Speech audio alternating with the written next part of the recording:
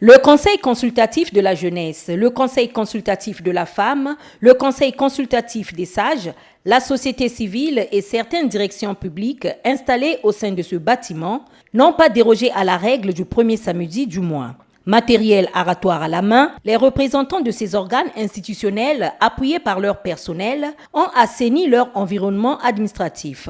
Une initiative qui s'inscrit dans le cadre de l'opération Ville, Village et Habitation propre. Mais c'est tout simplement continuer à dire que le message que le Premier ministre avait lancé à l'endroit de tous les Congolais, à savoir mettre la salubrité dans leur environnement immédiat, que ce soit dans les domiciles ou dans les lieux de travail, que ce message est toujours d'actualité. Et au niveau de l'hôtel des conseils, nous nous sommes organisés ce matin pour que nous puissions mettre la salubrité en ces lieux.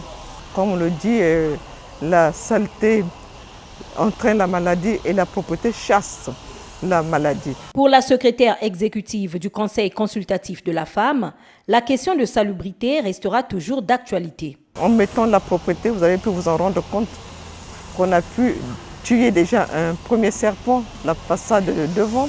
Et là, on est en train de faire la chasse à un deuxième. Derrière moi, il y a cet attroupement parce qu'un serpent qui s'est glissé derrière le palmier. C'est dire que nous devons continuer à rendre notre environnement propre.